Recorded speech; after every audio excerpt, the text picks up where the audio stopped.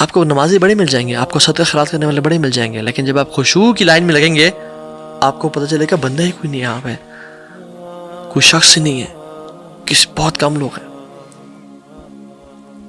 How to attain that khushu'? Before I mention some points, I would like to mention some of the stories with you. اور سب سے پہلے کس کی story? جو کہ رسول اللہ صلی اللہ علیہ وسلم، the leader of people of khushu'، رسول اللہ صلی اللہ علیہ وسلم.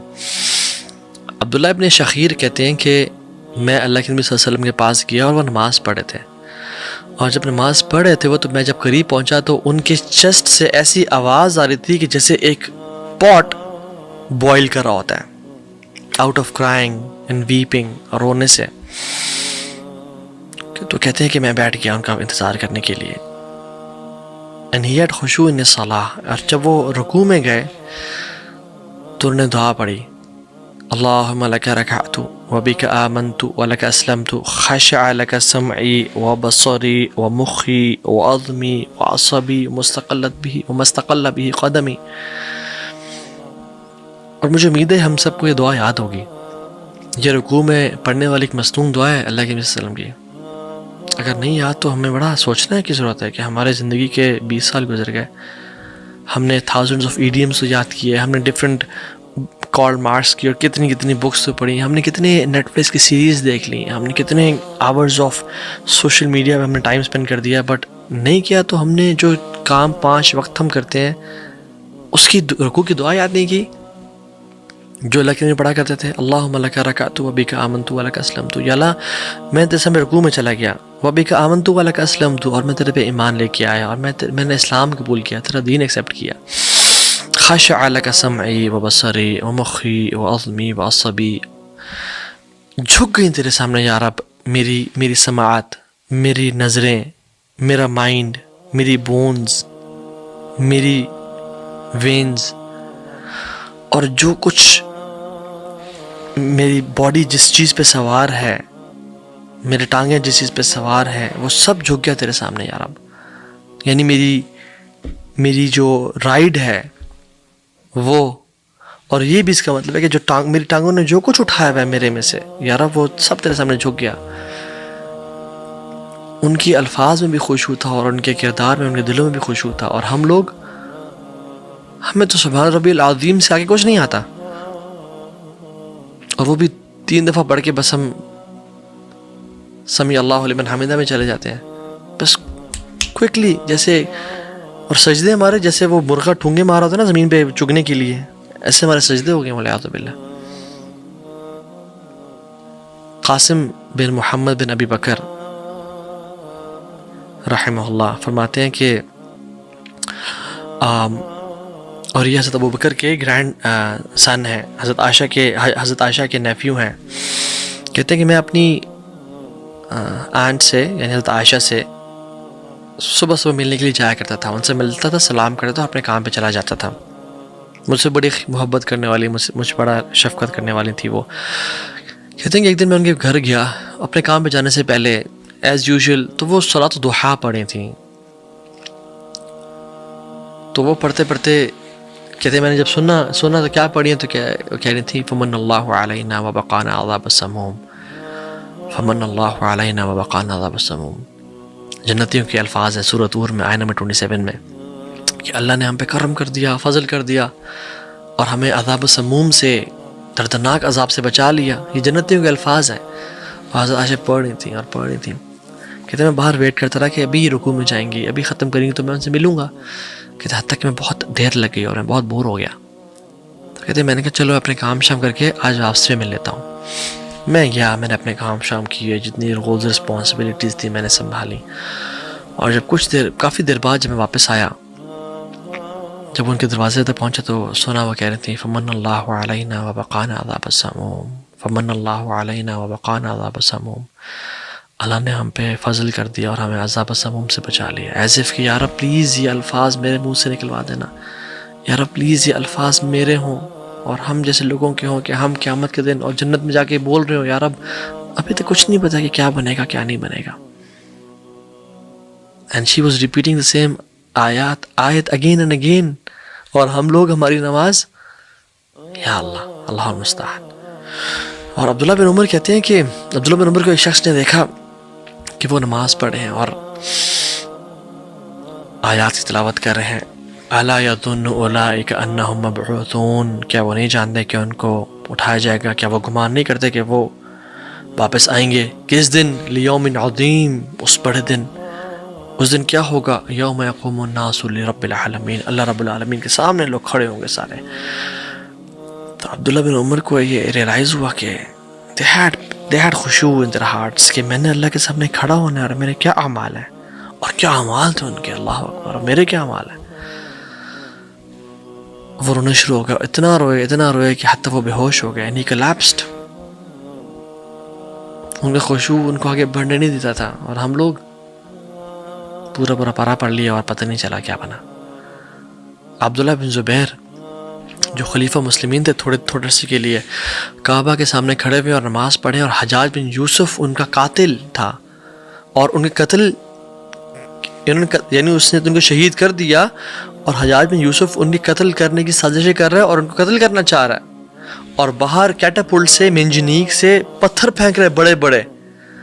اور عبداللہ بن زبیر رضی اللہ تعالیٰ عنہ نماز پڑھے ہیں، اور ان کے پتھر ان کے آگے سے گزر رہے ہیں بڑے بڑے، اور پیچھے سے گزر رہے ہیں، اور کچھ پتھر ان کے کپڑوں کو چھوتے ہوئے گزر رہے ہیں، بٹ وہ نماز میں کھڑے ہیں اور اللہ کے سامنے نماز پڑھ رہے ہیں. یعنی he didn't care about those stones and he was martyred in Kaaba, but in کو فرق نہیں پڑا. اور ہمیں تو ایک مچھر آ کے بیٹھ جائے، ہماری پوری نماز ہم ایسے ہو جاتے ہیں. ایک دفعہ وہ گھر میں تھے عبداللہ بن زبیر، تو کہیں سے نا کچی چھت ہوا کرتی تھی، تو سانپ چڑھا ہوا تھا اور سانپ گرا ان کے گھر میں ان کے پاس. تو لوگوں نے چیخنا چلا الحیہ الحیہ. وہ نماز پڑھتے رہے. جب نماز سے سلام پھیرا تو انہوں نے کہا ہاں کیا ہوا؟ کہتے ہیں ہم آپ کتنی دیر سے آپ کو چیخ چلا رہے تھے، آپ کے ساتھ سانپ ہے، اور پھر ہم نے اس کو آ کے مار دیا، آپ کو ذرا بھی نہیں پتہ چلا؟ کہتے ہیں نہیں، مجھے I didn't realize، میں اتنا انوالو تھا کہ مجھے پتہ نہیں چلا. They were not faking it. مسلم بن یسار رحمہ اللہ سلف میں سے ہیں، نفل نماز پڑھے گھر میں، انہیں گھر میں آگ لگ گئی اور لوگ جان بچانے کے لیے باہر نکلے اور دیکھا مسلم بن یسار کھڑے، تو ان کو بلاتے رہے، چیختے رہے کہ آگ لگ گئی، آگ لگ گئی ہے. اور جب نے سلام پھیرا تو انہوں نے کہا کہ آپ کو کس چیز نے آگ سے ڈسٹریکٹ کیا ہوا تھا؟ آپ کو نہیں پتہ چلا آگ لگی ہوئی ہے؟ کہتے ہیں مجھے دوسری آگ نے اس آگ سے ڈسٹریکٹ کیا ہوا تھا، which is the fire of جہنم.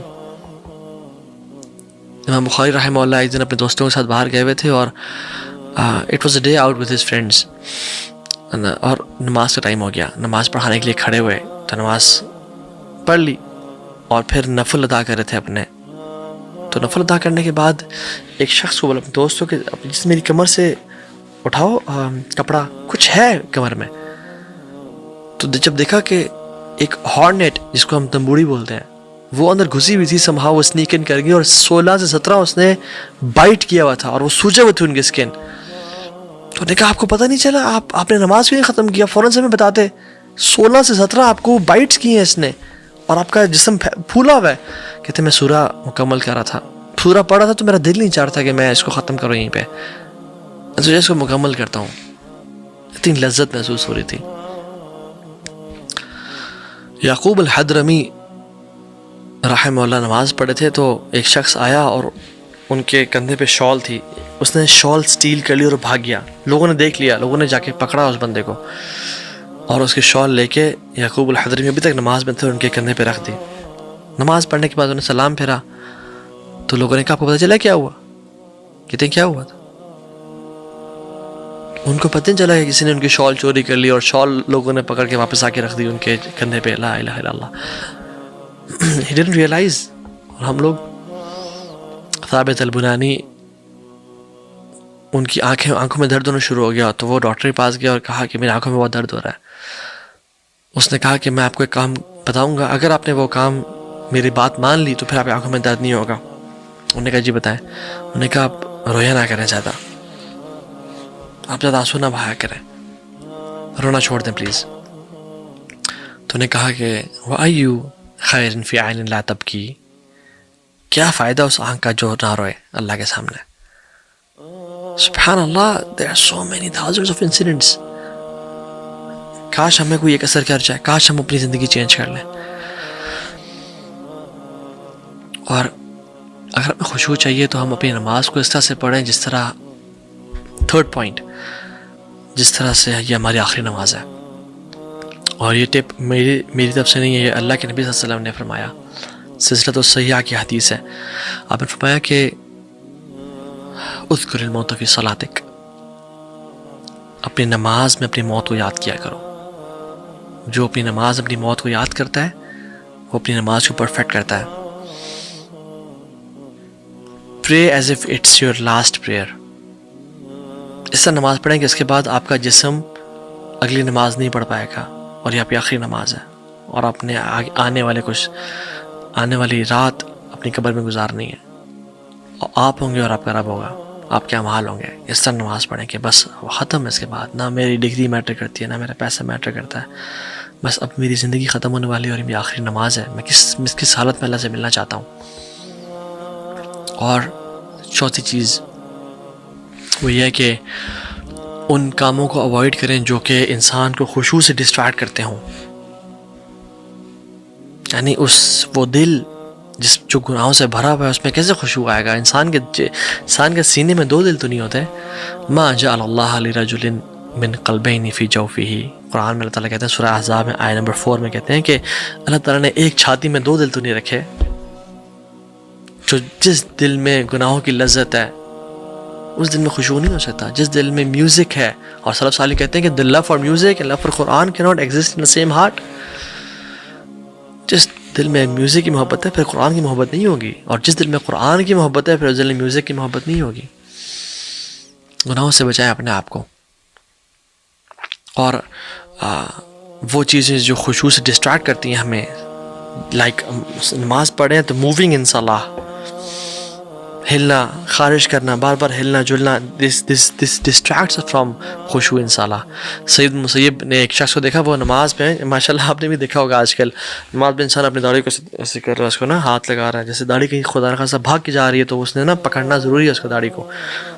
تو انسان, آج بھی بہت سے لوگ ہیں جو نماز اپنی داڑھیوں کو دیکھتے ہیں کہ ماشاءاللہ بڑی ہوتی جا رہی ہے تو ہاتھ لگا رہے ہیں. تو سید مسیب کہتے ہیں کہ لو خشع القلب هذا لخشعت جوارحه, اگر اس کا دل میں خشوع ہوتا نا تو اس کے پھر جوارح میں بھی خشوع ہوتا, یعنی اس کے ہاتھوں اور ٹانگوں میں بھی خشوع ہوتا.